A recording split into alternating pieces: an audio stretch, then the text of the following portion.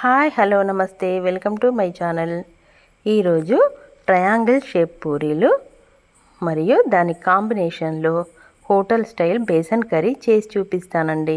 ముందుగా ఒక బౌల్లో 2 గ్లాసుల గోధుమ పిండిని వేసుకొని దానిలో ఒక హాఫ్ స్పూన్ సాల్ట్ వేసుకొని తర్వాత ఒక హాఫ్ కప్ గోధుమ రవ్వని ఒక స్పూన్ ఆయిల్ని పోసుకొని ఇలా మెత్తగా పూరీ పిండిలా తడిపి పక్కన పెట్టుకోవాలి. గోధుమ రవ్వని యాడ్ చేస్తే పూరీలు చాలా క్రిస్పీగా సాఫ్టీగా వస్తాయండి. ఇప్పుడు మనం బేసన్ కర్రీ ఎలా చేయాలో చూద్దామండి. ముందుగా ఒక 2 స్పూన్ల శనగపిండిని తీసుకొని దానికి కొద్దిగా వాటర్ని యాడ్ చేసి ఇలా ఉండలు లేకుండా కలిపి పక్కన పెట్టుకోవాలి. తర్వాత స్టవ్ పై బనాలి పెట్టుకొని దానిలో ఒక 2 స్పూన్ల ఆయిల్ని పోసుకొని అది కొంచెం వేడెక్కాక ఆవాలు జీలకర్ర వేసుకొని తర్వాత సన్నగా తరిగిన ఆనియన్ ముక్కల్ని యాడ్ చేయాలి. ఇవి కొంచెం వేగాక సన్నగా తరిగిన పచ్చిమిర్చి ముక్కల్ని మరియు ఆలుగడ్డ ముక్కల్ని కూడా యాడ్ చేసి బాగా కలుపుకోవాలి. ఇప్పుడు కొంచెం శనగపప్పుని యాడ్ చేసి మళ్ళీ ఒకసారి కలుపుకొని కరివేపాకు మరియు టమాటా ముక్కల్ని కూడా యాడ్ చేసి అవి కొంచెం మగ్గాక ఒక స్పూన్ పసుపుని ఒక స్పూన్ అల్లం వెల్లుల్లి పేస్ట్ని కూడా వేసి బాగా కలుపుకోవాలి.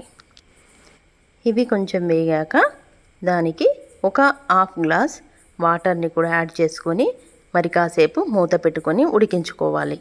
5 to 10 మినిట్స్ ఉడికిన తర్వాత మనం ముందుగా కలిపి పెట్టుకున్న శనగపిండి మిశ్రమాన్ని దీనిలో యాడ్ చేసి మళ్ళీ ఒకసారి కలుపుకొని ఒక 5 మినిట్స్ పాటు మూత పెట్టాలి.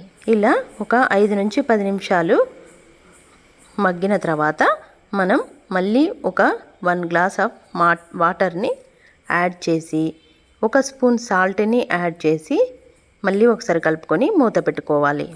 అంతేనండి, చాలా ఈజీగా ఉండే బేసన్ కర్రీ రెడీ అవుతుంది. ఇప్పుడు ఒక స్పూన్ ధనియాల పొడిని కూడా వేసుకొని మళ్ళీ ఒకసారి కలుపుకొని కొత్తిమీరతో గార్నిష్ చేసుకుంటే వేడివేడిగా ఉండే hotel style besan curry ready అయింది.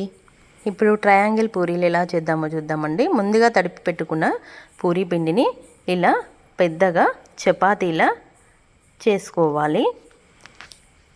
ఇలా కంప్లీట్గా చపాతీని చేసుకున్న తర్వాత ఒక నైఫ్తో ఇలా హాఫ్కి కట్ చేసుకుంటే చాలా ఈజీగా ట్రయాంగిల్ పూరీస్ అనేటివి రెడీ అవుతాయండి.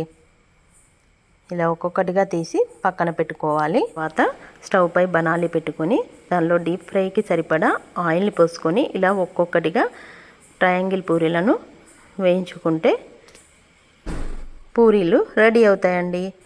ఈ పూరీలకు కాంబినేషన్గా ఈ బేసన్ కర్రీ చాలా బాగుంటుందండి.